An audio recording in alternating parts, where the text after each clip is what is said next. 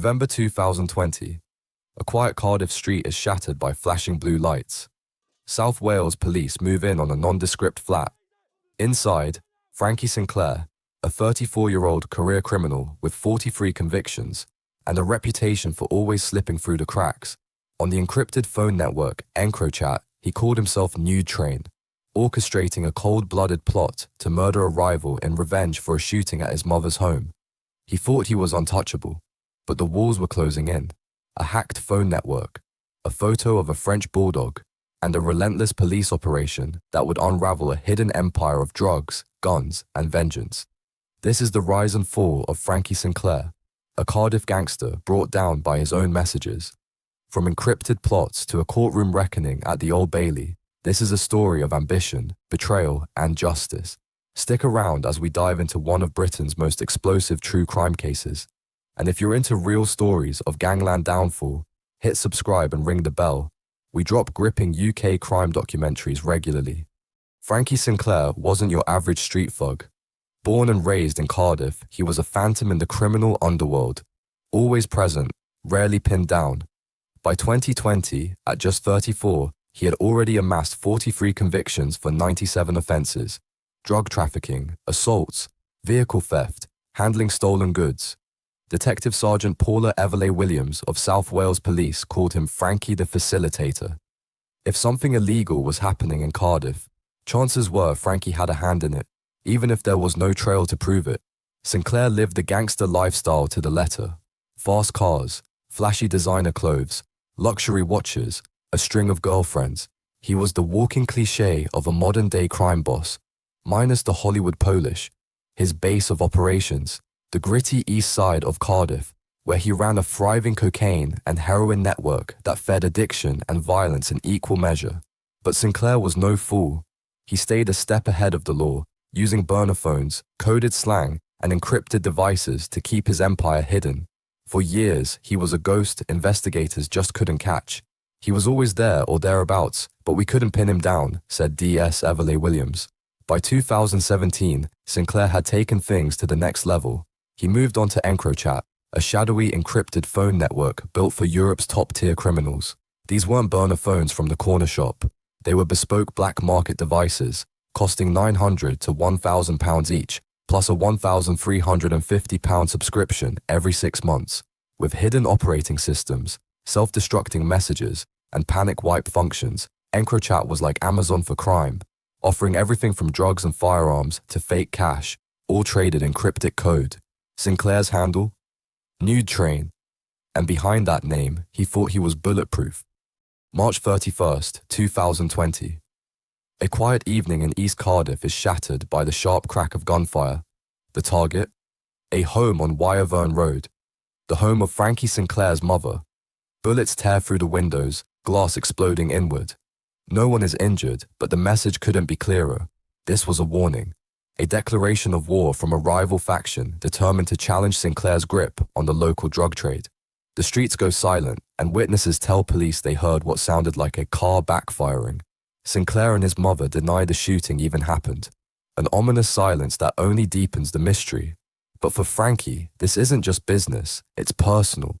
Someone dared to attack his family, a humiliation he could not allow to go unanswered.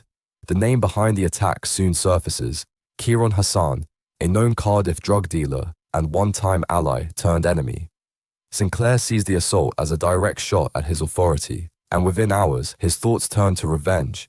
He picks up his EncroChat device and reaches out to Paul Fontaine, a 36-year-old operator from Hackney with a double life. By day, Fontaine is a church-going family man.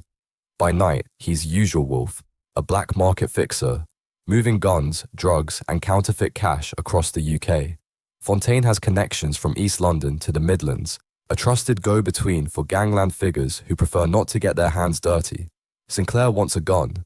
Not just any gun, a £3,000 Walter PPK, the sleek pistol made famous by Sean Connery in Dr. Number A, James Bond ting, he calls it. Stylish, deadly, perfect for sending a message. But this isn't just about arming up. Sinclair lays out a murder plot, cold and calculated. Hassan isn't the only target. His cousin is also marked for death, along with other associates. Sinclair's instruction is crystal clear. I want them gone. Their EncroChat messages are disturbing in their bluntness. Sinclair shares Hassan's name, his movements, even his exact locations, tracked down to the street. He demands 2 savages to carry out the executions. Fontaine, temporarily low on firepower, scrambles to supply. He turns to a shadowy contact known only as Chestbridge to track down the Walther PPK and the ammo needed. The price? £30,000 per body. Fontaine offers a discount, £20,000 if Sinclair provides the weapons himself. The language in their chats is coded but clear. Straps for guns. Sweets for bullets. Duppy for ghost, for death. They believe they're invisible, untouchable. Their messages are designed to vanish after minutes, wiped clean by EncroChat's auto-delete and panic wipe functions. But what Sinclair and Fontaine don't know is that EncroChat has already been cracked. Every word they type, every plan they hatch, is being silently intercepted by law enforcement. Can you believe how casually they plotted multiple murders like it was a shopping list? Let me know in the comments. What shocked you most about this exchange? What Frankie Sinclair didn't know, what none of the UK's top criminals knew, was that the encrypted walls they trusted had already been breached. In early 2020, while Sinclair and Fontaine were laying the groundwork for murder and trafficking drugs by the kilo, French and Dutch cybercrime investigators were deep inside EncroChat, a supposedly unbreakable communications network for Europe's elite criminals. This wasn't just a backdoor, it was a full-on breach. Working in tandem with Britain's National Crime Agency, they launched Operation Venetic, a secret offensive that would become the largest organized crime investigation in UK history.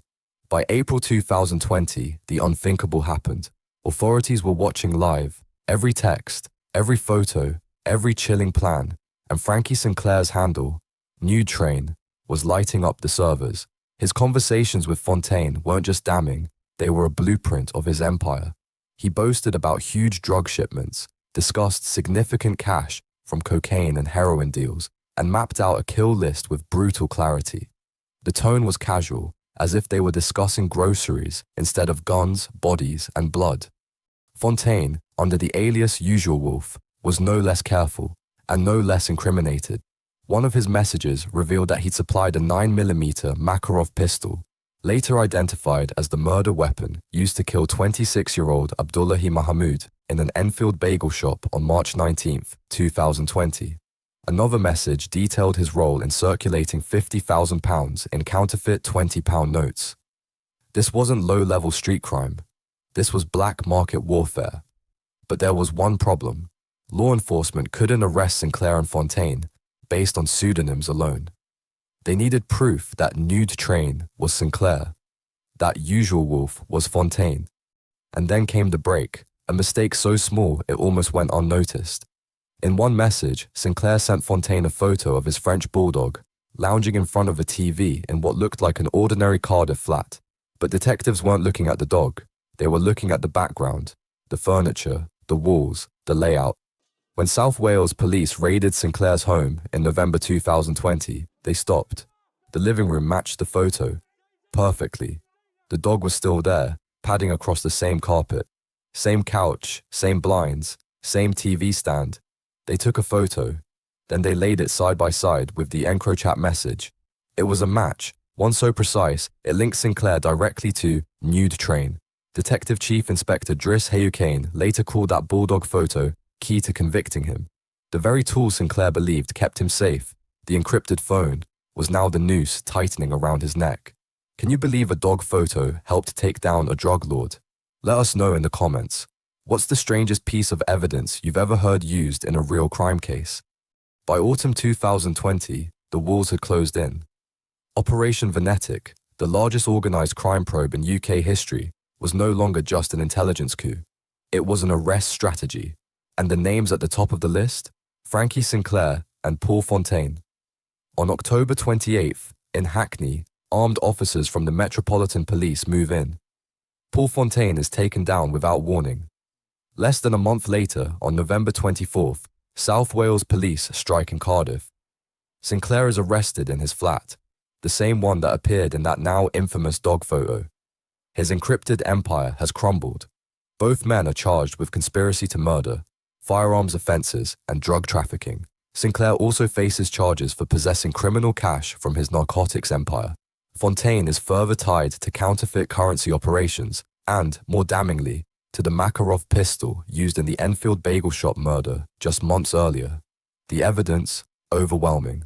Despite EncroChat's panic wipe function, the live message intercepts were captured before they could vanish. Conversations that once felt invisible were now exhibits A through Z. Sinclair claims he never intended to kill. He just wanted a fake gun to send a message, but his words betray him. Messages naming his target, Keiron Hassan, offering tens of thousands for duppies, bodies, and tracking their whereabouts destroy his defense. Fontaine tries to distance himself, denying he was the mysterious, usual wolf. But the prosecution has his number, literally. His messages, dealings with Chessbridge, and links to counterfeit bills and weapon deals make the connection impossible to deny. In February 2022, the two men faced justice at the Old Bailey in London. It's not just a trial, it's a landmark legal moment. This is one of the first major UK cases to rely heavily on EncroChat evidence in a conspiracy to murder. Prosecutor Kevin Dent QC lays it out plainly for the jury.